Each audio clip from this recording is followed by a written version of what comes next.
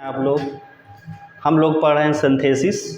और सिंथेसिस में आज हमारा चैप्टर है नाउन या फ्रेज इन अपोजिशन। ठीक है, इस चैप्टर को आज हम लोग पढ़ने वाले हैं। इसके पहले हमने 3-4 वीडियो अपलोड कर दिए हैं।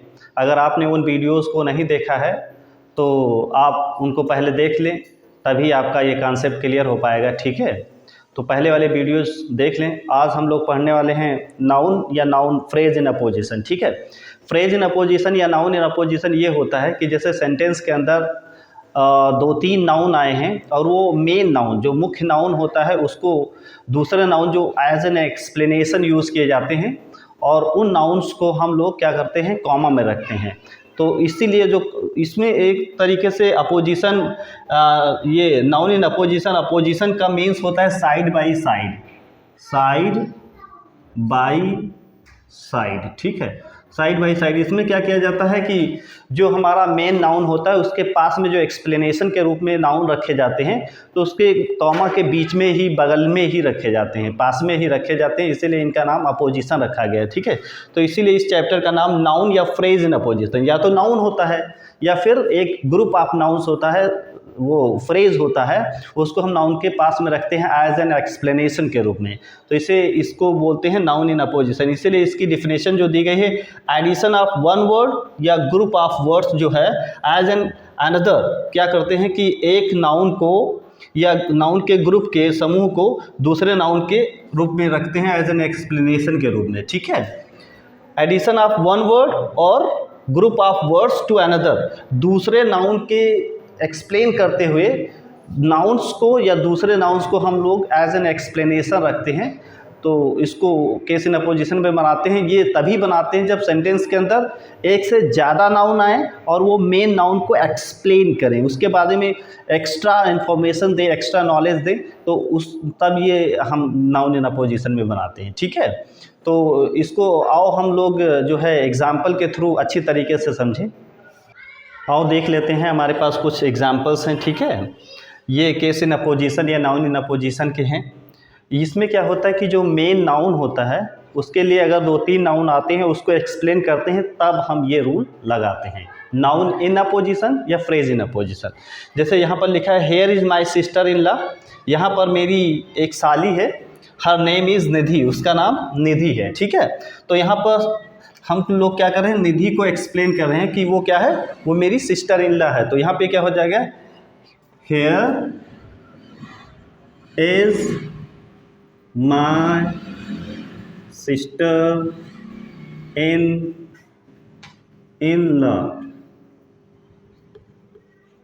ठीक है, here is my sister in law और फिर कॉमा लगाएंगे निधि, इस तरीके से। ठीक है, full stop. Here is my sister in law Nidhi. Rana Pratap was brave warrior, Rana Pratap एक ब्रेव वॉरियर थे। He was the king of Mewar, और वो मेवाड़ के राजा थे। तो हमारा मेन नाउन जो है वो राणा प्रताप है, और फिर ब्रेव वॉरियर कौन था, ये भी राणा प्रताप थे, और मेवाड़ का राजा कौन था, ये भी राणा प्रताप थे। तो हमारे पास हम देख लेते हैं कि जैसे 2 नाउन हैं, राणा प्रताप हमारा मेन नाउन है, और ये अब ब्रेव वॉरियर ये एक सेकेंडरी नाउन है, और ये भी सेकेंडरी नाउन है। ये लोग क्या कर रहे हैं, राणा प्रताप को एक्सप्लेन कर रहे हैं। तो जो पास में नाउन रखते हैं उनको हम लोग कॉमा के अंदर रखते हैं। तो ये क्या हो जाएगा, राणा प्रताप, इस तरीके से कॉमा। अब फिर हम लोग नाउन को लिखेंगे, अ ब्रेव वॉरियर, कॉमा, और लास्ट वाला जब हम नाउन लिखेंगे तो फिर उसको हम वर्ब के साथ लिखेंगे। ठीक है, तो ये हो जाएगा was the king of Mewar. Last वाला जब नाउन लिखेंगे तो उसको वर्ब के साथ लिखेंगे। फिर हमारा बाबर डिफीटेड लोधी, बाबर ने लोधी को डिफीट किया, और बाबर वाज अ तुर्क, बाबर कौन था, तुर्क था। तो हमारा एक मेन नाउन ये है, और तुर्क कौन था, ये बाबर था, और फिर है बाबर डिफीटेड लोधी, बाबर तुर्क था, और फिर लिखा Lodhi was the emperor of India, और लोधी जो था वो भारत का सम्राट था। ठीक है, तो ये हो गया। तो हमारा जो तुर्क है ये एक्सप्लेन कर रहा है बाबर को, और जो एम्परर ऑफ इंडिया है ये एक्सप्लेन कर रहा है बाबर को। लोदी को। तो इस तरीके से हमारे पास दो मेन नाउन हैं और दोनों को अलग अलग तरीके से एक्सप्लेन किया जा रहा है। बाबर डिफीटेड लोदी, बाबर ने लोदी को हराया।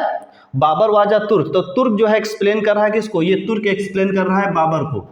और एम्परर ऑफ इंडिया कौन था, वो लोदी था, तो ये लोदी एक्सप्लेन कर रहा है, ये एम्परर ऑफ इंडिया लोदी को एक्सप्लेन कर रहा है। तो डबल नाउन है, तो क्या हो जाएगा बाबर, पहले हम बाबर को लिख लें, तो ये हो जाएगा बाबर, इस तरीके से कामा लगाएंगे, फिर हो जाएगा तुर्क इस तरीके से, और फिर क्या लिखेंगे defeated Lodi, comma defeated Lodi, Lodi को हो रहा है, और फिर लोदी को एक्सप्लेन किया जा रहा है, तो लोदी के बाद फिर कॉमा लगाएंगे, फिर हो जाएगा emperor of India, the emperor of India.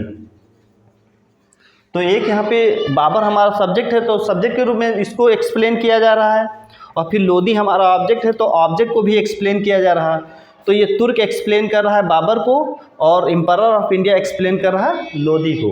तो इस सब्जेक्ट को भी एक्सप्लेन किया जा रहा है और ऑब्जेक्ट को भी एक्सप्लेन किया जा रहा है। Mister Saxena is our principal, mister Saxena हमारे प्रिंसिपल हैं।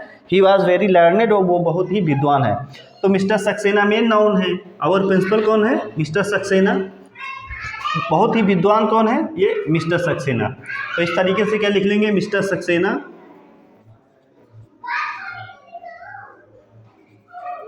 कॉमा आवर प्रिंसिपल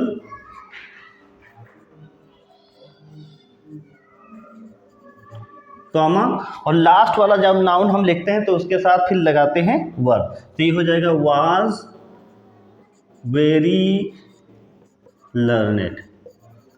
इस तरीके से हम लोग बनाते हैं। Got it.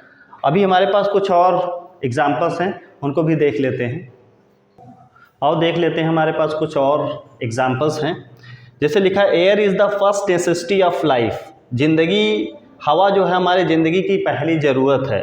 It is a free gift of nature, और ये प्रकृति का उपहार है। तो यहाँ पे मेन नाउन हमारा एयर है, free gift of first necessity of life ये भी एक्सप्लेन कर रहा है एयर को, और it is a free gift of nature ये भी एक्सप्लेन कर रहा है। तो यहाँ पे हम फ्रेजेस यूज़ किए गए हैं, ठीक है। तो यहाँ पे क्या लिखेंगे, मेन नाउन को लिखेंगे air comma the first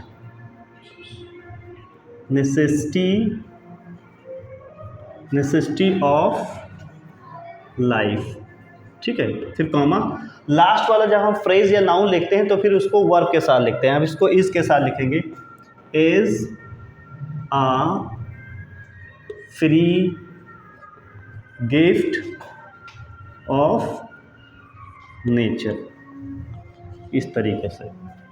Shakespeare wrote Macbeth, Shakespeare ने मैकबेथ लिखा। He was a great dramatist, तो शेक्सपियर हमारा मेन नाउन हो गया। तो मैकबेथ किसने लिखा, ये भी शेक्सपियर ने लिखा, और ग्रेट ड्रामाटिस्ट किसने, कौन था, वो भी शेक्सपियर था। तो दोनों के दोनों एक्सप्लेन करें शेक्सपियर को, तो क्या लिखेंगे, शेक्सपियर। फिर इसके बाद क्या लिखेंगे, नाउन, तो क्या हो जाएगा, ग्रेट ड्रामाटिस्ट, अ ग्रेट ड्रामाटिस्ट। फिर हो जाएगा कॉमा, और लास्ट वाला लिखेंगे वर्ब के साथ, चाहे फ्रेज हो चाहे एडजेक्टिव हो, रोट मैकबेथ, इस तरीके से, ठीक है। Milton was a famous English poet, Milton एक फेमस इंग्लिश पोएट थे। ही बिकेम ब्लाइंड, वो अंधे हो गए थे, ठीक है, वो अंधे हो गए थे। तो फेमस इंग्लिश पोएट कौन था, मिल्टन, और अंधा कौन हुआ था, मिल्टन। तो ये हमारा मेन नाउन मिल्टन है। तो इसी को दोनों के दोनों जो नाउन्स हैं और जो फ्रेज हैं वो एक्सप्लेन कर रहे हैं। तो मिल्टन को लिखेंगे इस तरीके से, मिल्टन, फिर comma a famous English poet, फिर लास्ट वाला वर्ब के साथ लिखेंगे, तो ये हो जाएगा बिकेम ब्लाइंड, इस तरीके से। Shahjahan was a great Mughal emperor, Shahjahan great Mughal emperor थे। तो ये एक्सप्लेन कर रहा है शाहजहां को। ही बिल्ड द ताज, उन्होंने ताजमहल बनवाया, और it is the finest building in the country, और ये जो है फाइनेस्ट बिल्डिंग, ये एक्सप्लेन कर रही है ताज को। तो यहाँ पे ग्रेट मुगल एम्परर जो एक्सप्लेन कर रहा है शाहजहाँ को, तो ये मेन नाउन है। और फिर है उन्होंने ताजमहल बनवाया, तो ये ऑब्जेक्ट है। और ताजमहल को एक्सप्लेन कर रहा है द फाइनेस्ट बिल्डिंग, तो यहाँ पे सब्जेक्ट को भी एक्सप्लेन किया जा रहा है, ऑब्जेक्ट को भी एक्सप्लेन किया जा रहा है। तो ये हो जाएगा Shahjahan, Shahjahan comma a great Mughal emperor, ठीक है, इस तरीके से। फिर कॉमा, फिर वर्ब के साथ लिखेंगे बिल्ट द ताज। अब ये ताज को, द फाइनेस्ट बिल्डिंग कौन है, ताज है। अब ताज को एक्सप्लेन कर रहे हैं, जो फिर कॉमा लगाएंगे तो हो जाएगा the finest building of the country. इस तरीके से हम बनाते हैं नाउन इन अपोजिशन या फ्रेज इन अपोजिशन। ये चैप्टर हमारा फिनिश हो गया है। और एक बार फिर हम आपसे कहना चाहते हैं कि अगर आपको हमारे वीडियोस अच्छे लगते हैं तो इसको लाइक करें और सब्सक्राइब करें मेरे चैनल को, और ज़्यादा से ज़्यादा मेरे वीडियोस को शेयर करें। और जो पिछले वीडियोज़ अगर आपने नहीं देखे हैं तो आप उनको देख सकते हैं। और नरेशन भी हमने पूरा अपलोड कर दिया है, सिंथेसिस के शायद 4 चैप्टर अपलोड कर दिए हैं, उनको भी आप देख सकते हैं, ठीक है। और फिर मिलते हैं अगली वीडियो में, तब तक के लिए goodbye and take care.